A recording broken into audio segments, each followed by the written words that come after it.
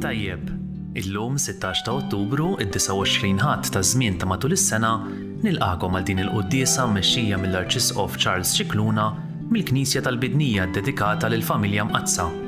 Jikkonċelebraw Dun Joseph Bajjada u Patri Charles Malija.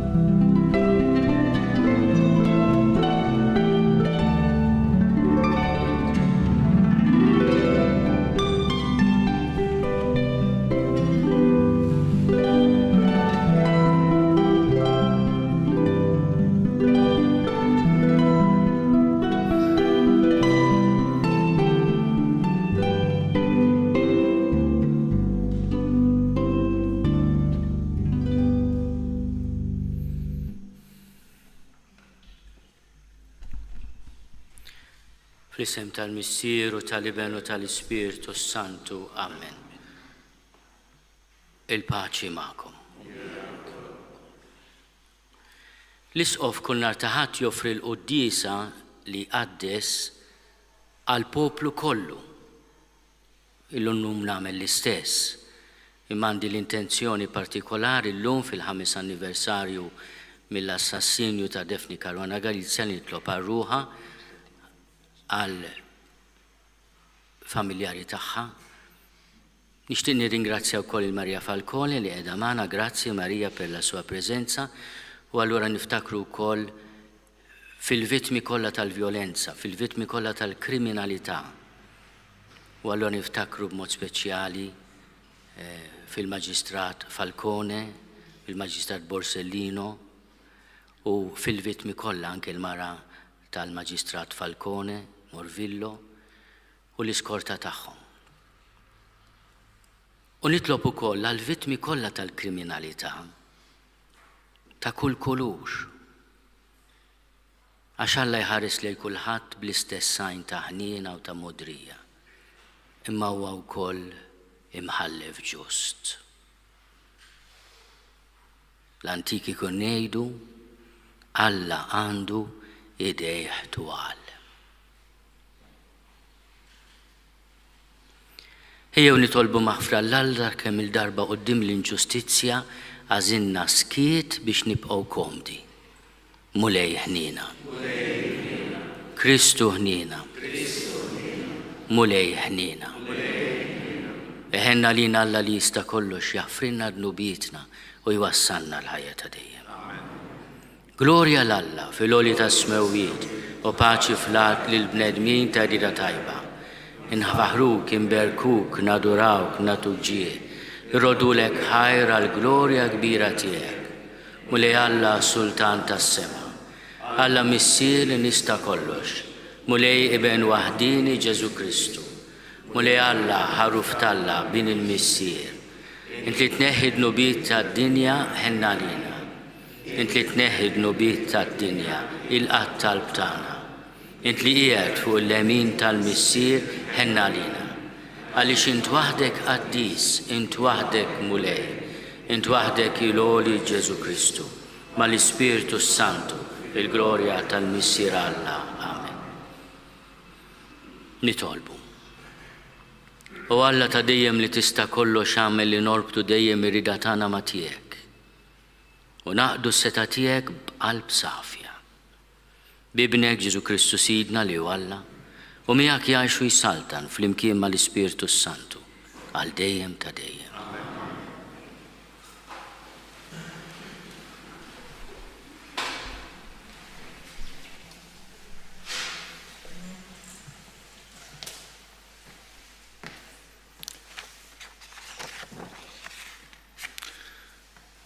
Qari mill-ktieb tal-Eżodu.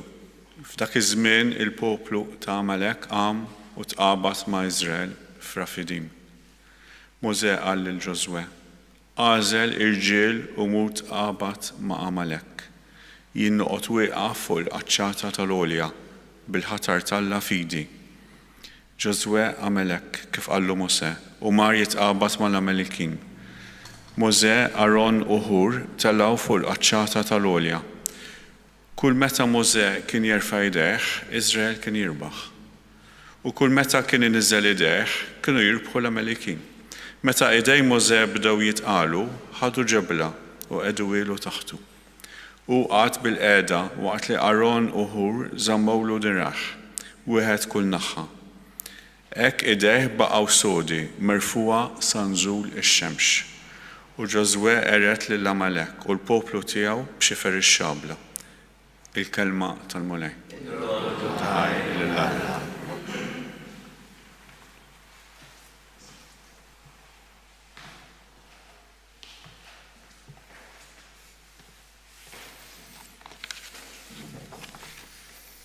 Salm responsoriali. L-għajnuna tiegħi minant il-Mulej. Tiegħi minant il-Mulej. Nerfa' għajnejha lejn l-għolijiet, mnej se tiġini l-għajnuna. L-għajnuna tiegħi minant il-Mulej li għamel is-sema u l-art. L-għajnuna tiegħi minant il-Mulej.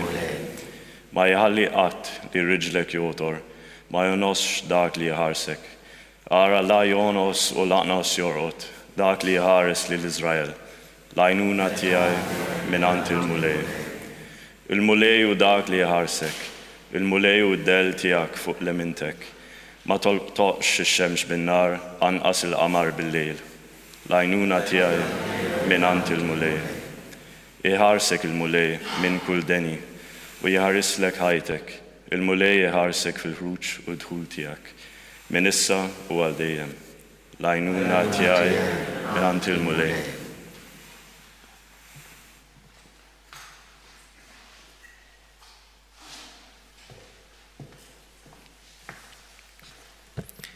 Qari mit-tieni ittra ta' San Pawlu Apostlu lil Timotju.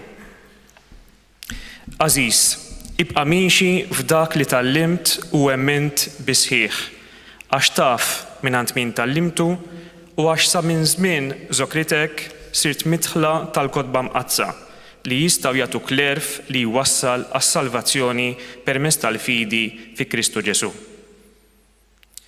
L-Iskrittura kollha hija mnebħa minn Alla u tiswa biex wieħed jgħallem, iċanfar, iwiddeb u jirawwem fis-sewwa. Biex hekk il-bniedem talla ikun perfett, imħejji għal kull ħidma tajba. Nitolbok bil-ħerqa quddiem Alla u Kristu Ġesu li għandu jagħmel ħaq mill-ħajjin u mill-mejtin fisem id-dera tiegħu u s-saltna tiegħu.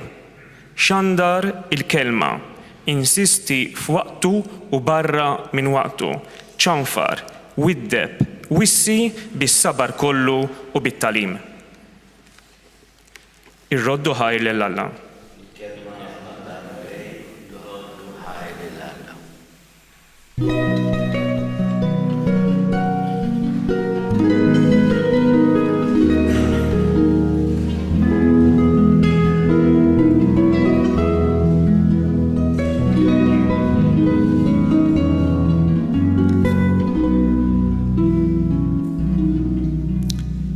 Il-kelma ta' Alla iħajja u qawwija, tarbel il-ħsibijiet u l-femiet tal-qalb.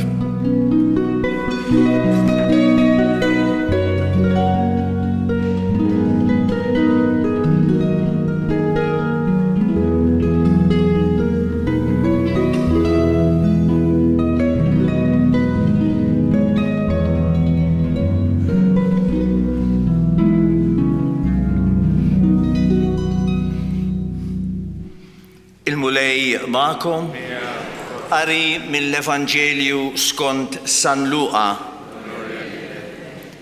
F'dak iż-żmien Ġesu qal parabbola lid-dixxipli tiegħu biex jurihom li għandhom dejjem jitolbu bla ma jaqtaw.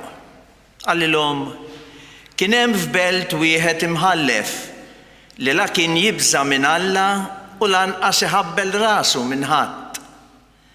F'dik il-belt kien hemm waħda armla u kienet tmur għandu u tgħidlu għamilli ħaq kontra l-għadu tiegħi. U ma rridx u dam ħafna hekk. Iżda mbagħad bejnu u bejn ruħu qal mhux għax nibża minn Alla jew għax se nħabber rasi min-nies, imma l-inqas għax din l-armla dejqitni. Ħa nagħmlilha ħaq biex ma tibqax ġejja u sejra sa ma tifnini. U l-mulej qal, isimgħu ftit x'jgħid l-imħallef il-ħażin. Imbagħad Alla lill-magħżulin tiegħu li jgħidulu lejl u nar sejjer ma jagħmlilhomx ħaq, se joqgħod itawwal magħhom, jiena ngħidilkom li malajr jagħmlilhom ħaq. Imma taħsbu intom li bin il-bniedem sa jsib il-fidi fuq l-art meta jiġi? Il-kelma tal-mulej.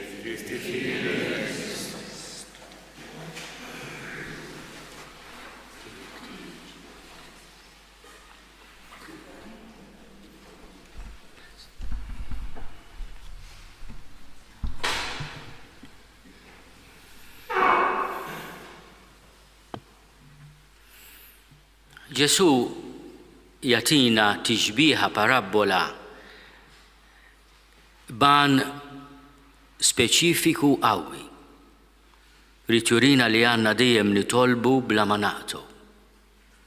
It-talb huwa atteġġjament li għandna lejn Alla, li aħna nidraw ngħixu fil-preżenza tiegħu, li niddialogaw miegħu.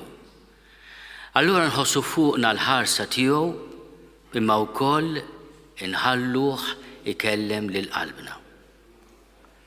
Tantu hekk li fl-eżempju li ġib Ġesu jitkellem dwar imħallef li tilef il-biża' minn Alla. Alla għalih bħalma kien ħobb jgħid San George Preka huwa żero kbir. Alla, u dak affarijiet ta' tfal dak konna nemnuhom biex nagħmlu l-preċett u forsi l-griżma. Dal-imħallef li Ġesu jsejjaħlu inġust, l-ewwel li jitlef huwa ir-relazzjoni tiegħu ma' Alla. Allura jitlef ukoll is-sens li d-dinjità tal-bniedem mhix ġejja la mill-biċċiet tal-karti li nsejħulhom il-kostituzzjonijiet u la mill-liġijiet u lanqas mir-rieda ta' min jaħkem, imma ġejja miġbija ta' Alla li hemm fina. Id-dinjità ta' kull wieħed waħda minna mhix mogħtija mill-istat, imma hija mogħtija mill-ħallieq tagħna. Min jitlef is-sens ta' Alla mingħajr ma jrid jitlef ukoll is-sens tal-bniedem. U għalhekk Ġesu jgħid kien hemm f'belt wieħed imħallef la kien jibża minn Alla u lanqas iħabbel rasu minn ħadd. Għalih in-nies saru numru jew nemus biex ma ngħidux affarijiet oħra li nħobbu nużaw aħna wkoll b'disprezz għal xulxin. Imma kien hemm armla. Fi żmien Ġesu l-armla kienet waħda minn dawk il-fqar nett. Jiena meta nisma' lil Ġesu jitkellem fuq ir-romol, mod speċjali n-nisa romol, nimmaġinah mal-ewwel jaħseb fil-mama tiegħu. Għax it-tradizzjoni qawwija tal-Knisja tgħidilna li meta telaq ta' 30 sena ommu kienet armla, Ġuseppi kien miet u allura fda fil-familja l-kbira. Ommu kienet armla. U Ġesu meta jsemmi l-armla bħalma meta ltaqa' mal-armla tal-għajm, l-armla li tagħti żewġ muniti fit-tempju, nimmaġinah li l-qalb tiegħu tiftakar mal-ewwel fil-mama tiegħu li ħalla Nazaret.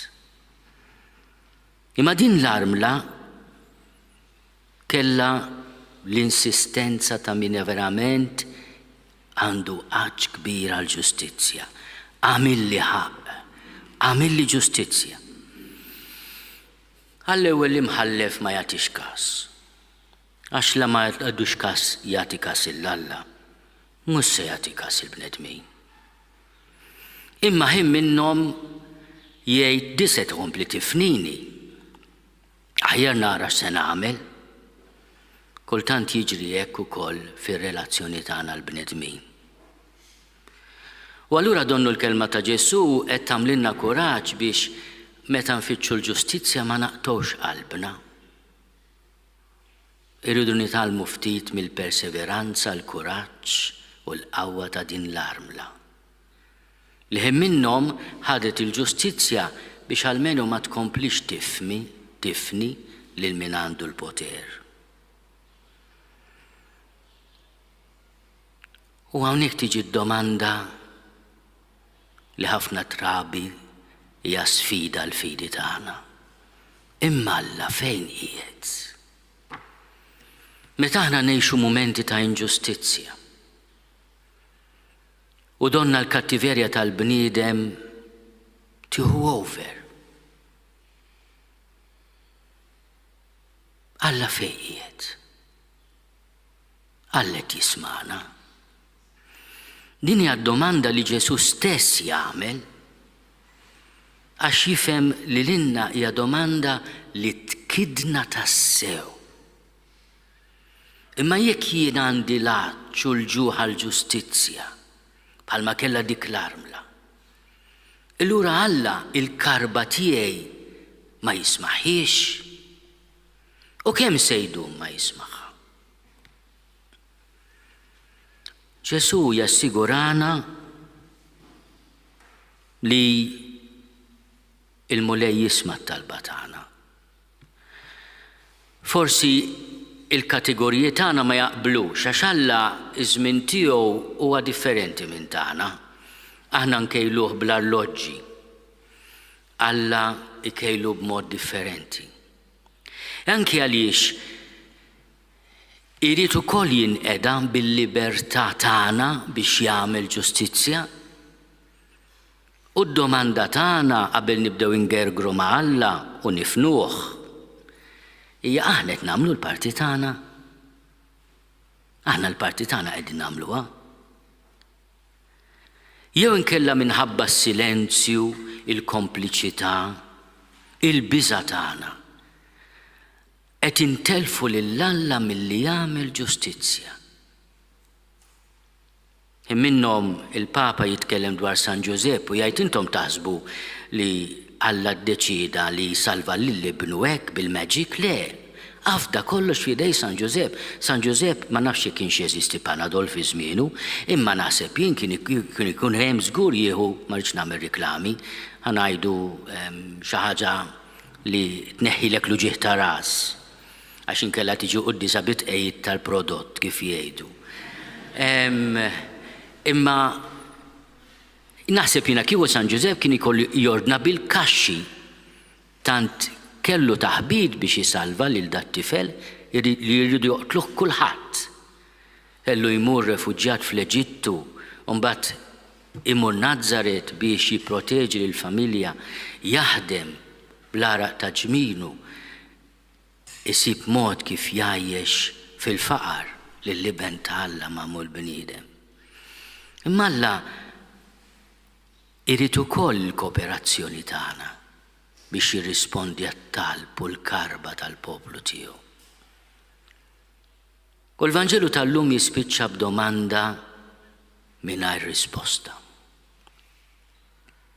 Meta jiġi Ġesu fl-aħħar tad-dinja se jsib il-fidi? U Ġesu li ben ta' Alla magħmul bniedem għaliex ma jirrispondijiex din id-domanda? Għax din domanda Ġesu jagħmilha imma r-risposta tiddependi minni u minnek. Għax il-fidi hija r-risposta tiegħi għall-imħabba ta' Alla lija. Hija risposta libera, mhix sforzata, mhux ta' bil-fors. U allura llum nitolbuh li aħna nkunu parti minn din ir-risposta tal-fidi U għad-domanda tiegħu meta niġi jien se nsib il-fidi, meta niġi biex niltaqa' miegħek se nsib fidi fik. Se ngħidulu mulej kattar il-fidi tagħna.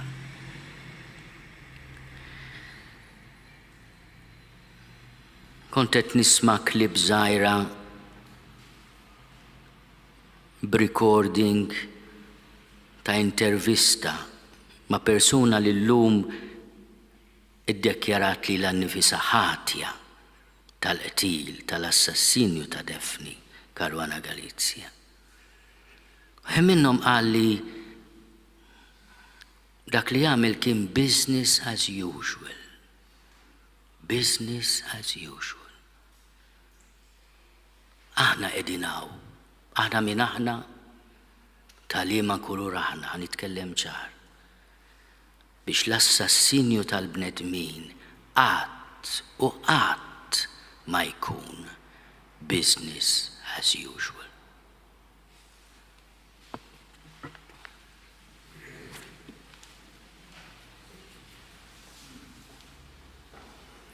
Jina nemmen falla wieħed il-missier li jista' kollox, jisħara is-sema u l-art, dak kollu li jidher u dak li ma jidirx.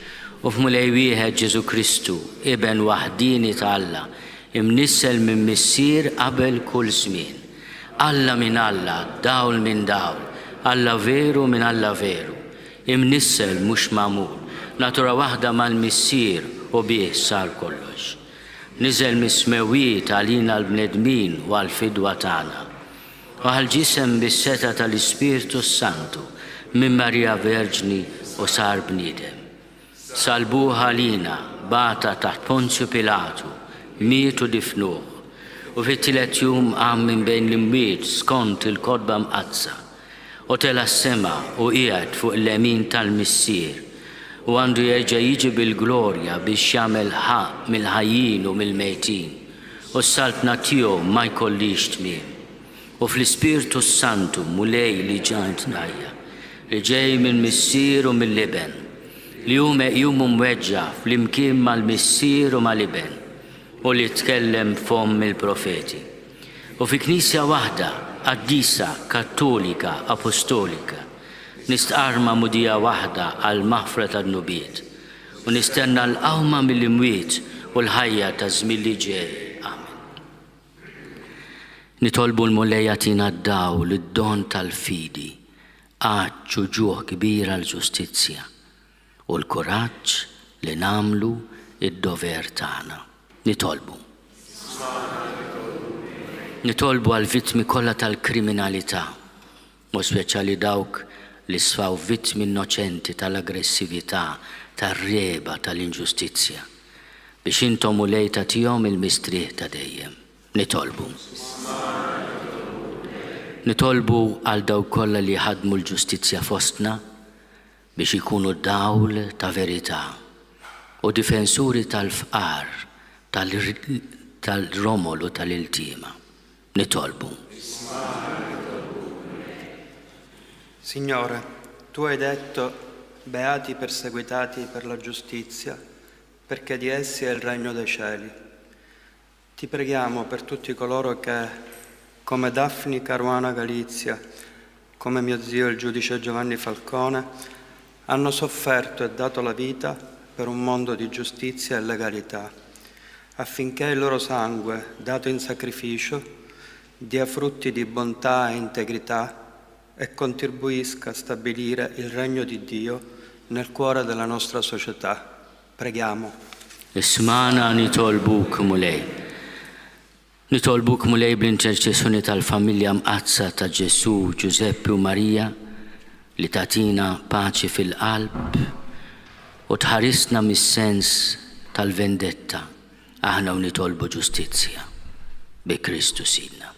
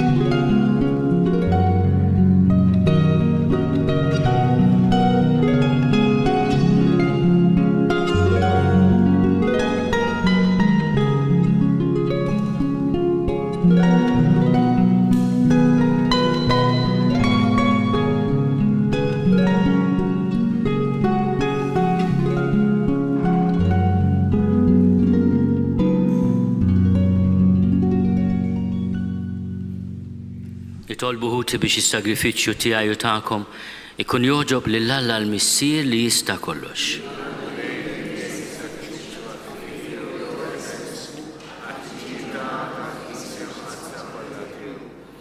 Atina mulej li permezz tad-doni qaddisa tiegħek naqduk bi spiritu ħieles u bil-grazzja tiegħek nitnatfu u nissaffew bis-saħħa ta' dawn il-misteri li bihom naqduk bi Kristu Sidna. Il-mulej ma'kom. Nerfgħu qlubna l fuq. Niżuħaj lill-mulej Alla tagħna. Sewwa u xieraq tas-sew mulej missier qaddis, Alla ta' dejjem li tista' kollox. Tajjeb u taġid tas-salvazzjoni tagħna li dejjem u kullimkien inrodulek ħajr bi Kristu Sidna. U bit-twelid tiegħu bħala bniedem ġeddet il-bniedem il-qadim. Bil-mewt tiegħu ħassar id-dnubiet tagħna. U wara li bil-qawmin tiegħu daħħalna fil-ħajja ta' dejjem, bit-tluħ tiegħu fil-lemin tiegħek missier, fetħilna il-bibien tas-sema. Għalhekk flimkien mal-anġlu u l-qaddisin kollha, intennulek l-innu ta' tifħir u ngħidu bla qiegħda. Qaddis, qaddis, qaddis, mulej Alla tal-eżerċiti, ismewt l-art mimlija bil-glorja tiegħek.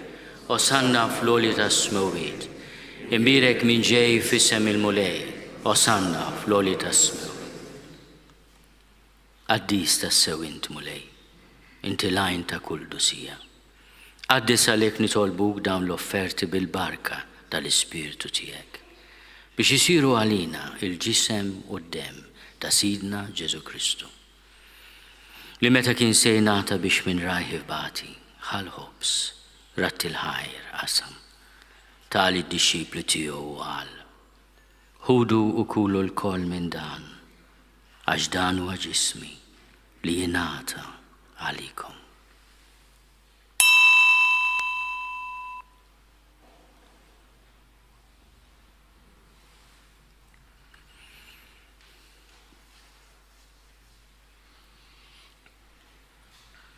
Jekk ukoll wara li klaħa l-kalċi reġa' ratti l-ħajr. Tali d-dixxipli tiegħu qal. Ħudu u jxorbu minnu l-koll. Għax dan huwa l-kalċi ta' demmi tal-patt il-ġdid li jibqa' għal dejjem. Id-demm li jxerret għalikom u għall-bnedmin kollha għal maħfra ta' dnubiet. Għamlu dan b'tifkira tiegħi.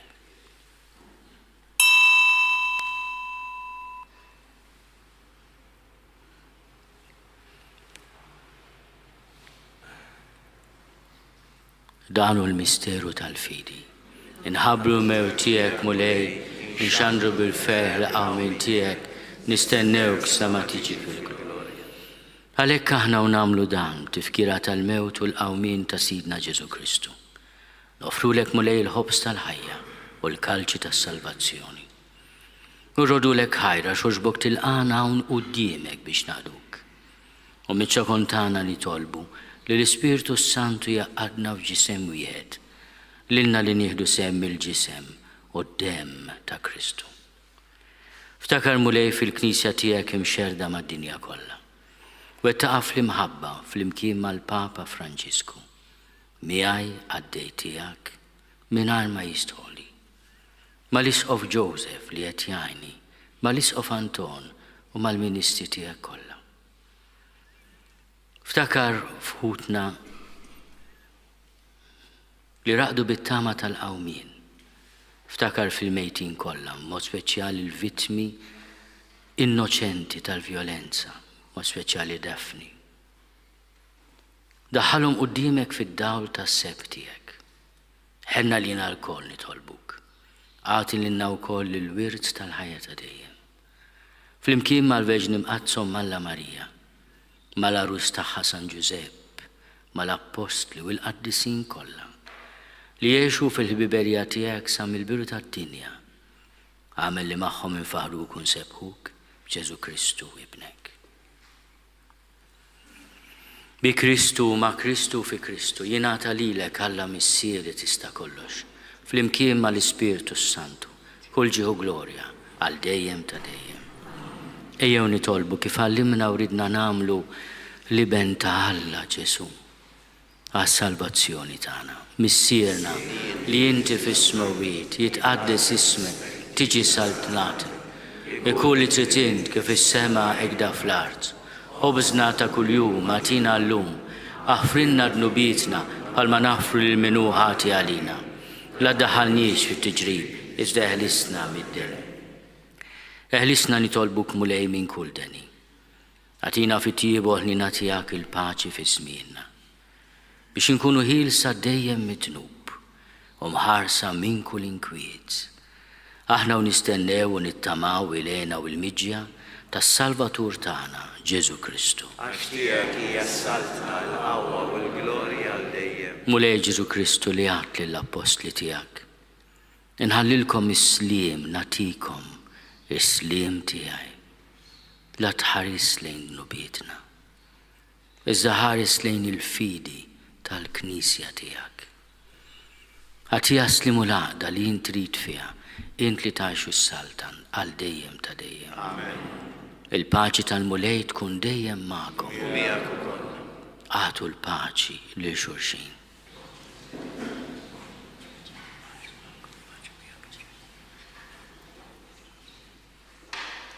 Il-ġisem fl-imkien mad-dem ta' Sidna Ġesu Kristu jkunu jiswew lilna li se nitqarbnu bihom għal ħajja ta' dejjem.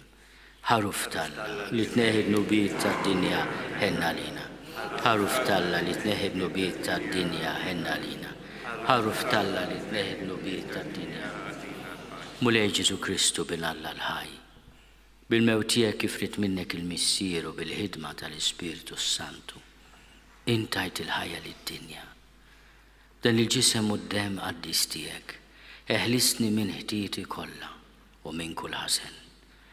Żomni dejjem fidil lejn il-kmandamenti tiegħek u tħallini qatt ninfiret minnek.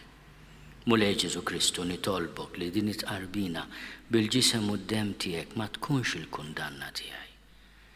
Iżda l-ħnina tiegħek tuna li għal-ħarsien u l-fejqan ta' ruħi u ta' ġismi.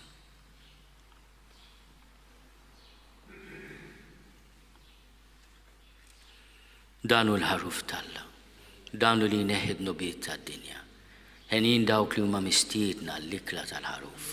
Mulej ma jistolix li tidħol taħt is-saqaf tiegħi. Iżda biss kelma waħda u ruħi tkun ifej.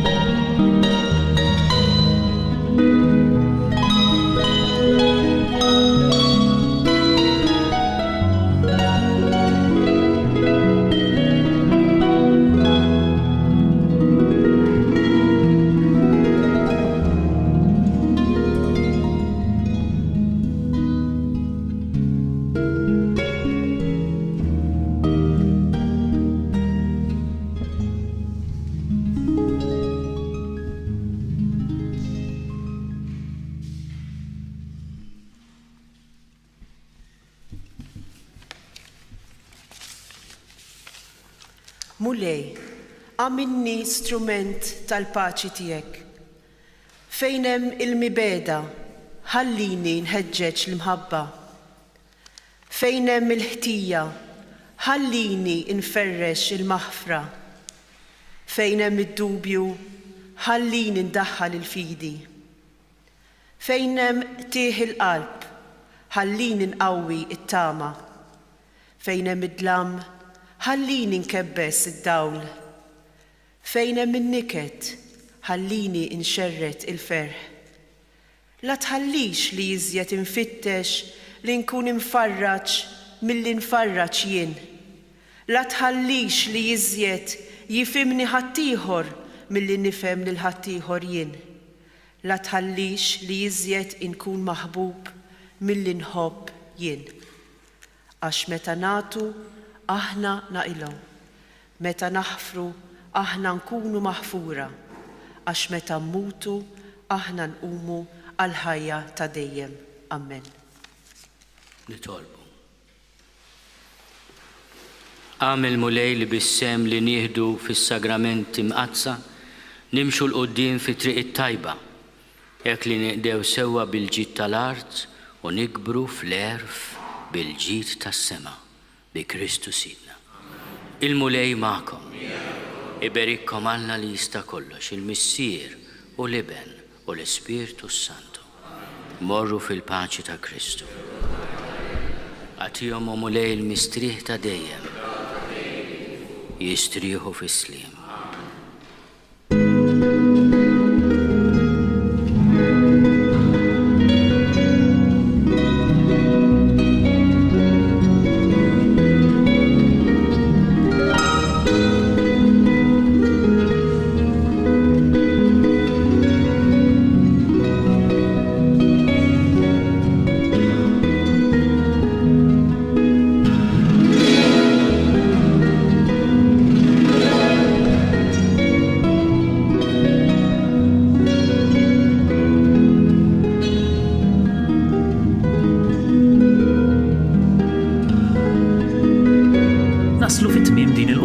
mill-Knisja tal-Familja Mqazza fil-Bidnija li ilha mibnija mill-1920.